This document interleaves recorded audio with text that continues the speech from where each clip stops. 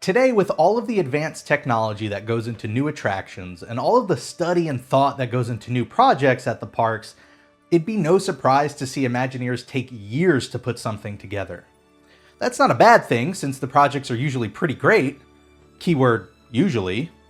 However, there have been instances where attractions and parts of the parks and resorts were hastily thrown together. Here are 5 examples of rushed Disney projects.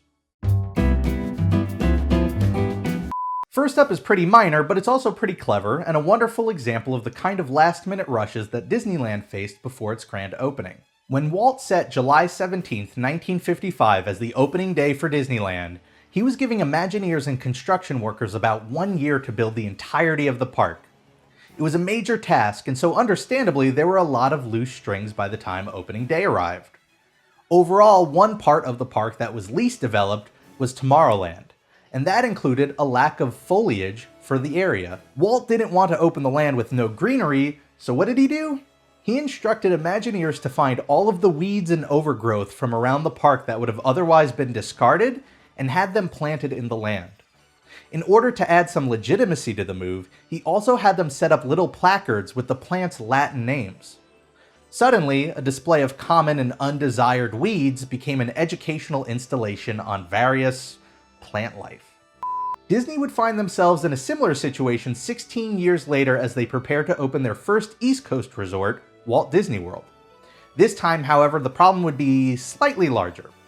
The contemporary resort on the Seven Seas Lagoon wasn't scheduled to open until a few weeks after Disney World would open, so the fact that it wasn't complete wasn't much of a problem. However, it was important to Disney for the exterior of the building to look finished, as guests would be able to see the site and they didn't want to arrive just to find a dirt-covered construction zone.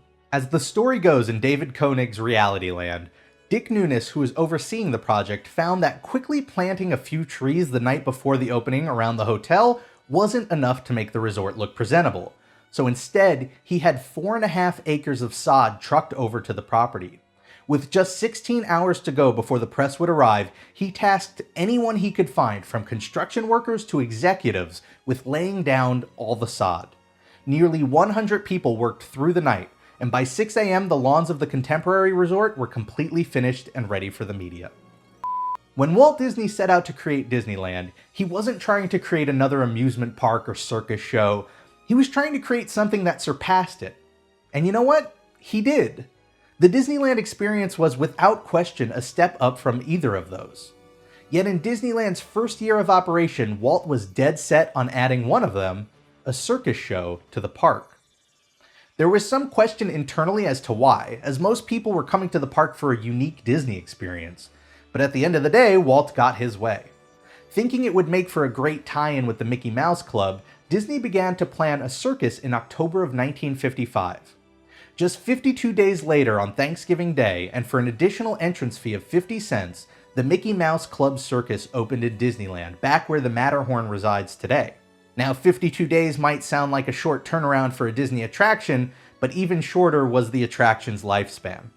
The Mickey Mouse Club Circus only ran for 6 weeks, and with poor attendance due to both guests not wanting a circus experience at Disneyland and not wanting to pay another entrance fee, the circus ended its run. If there's one theme that carried through the early years of Michael Eisner's tenure as Disney CEO in the 80s, it was that he was very focused on trying to win over the teenage demographic. He felt that teens thought Disney was lame and that Disney had to do something about that. He wasn't wrong either. This focus led to a number of projects that were built in an attempt to win them over, from Alien Encounter to Splash Mountain to Captain EO. One other project, though, was the Disneyland Videoopolis. Teens loved music, so clearly Disney would benefit from a music venue. Disneyland's Videoopolis was a 5,000 square foot, $3 million dance venue that could hold up to 3,000 guests. It featured musical acts such as Boy George, Janet Jackson, and the New Kids on the Block. It was built in just 105 days, and as Imagineer Carl Bongiorno put it, the Videoopolis was the first, the fastest, and the finest. It was the first attraction completed under the new Eisner-Wells team, the fastest construction project we've ever completed, and the finest dance facility of its kind anywhere. The Videoopolis would entertain guests for a decade before being rethemed in 1995 to the Fantasyland Theater. In the early 1960s, companies and countries from around the world were preparing to design and build attractions for the 1964-1965 World's Fair in New York City.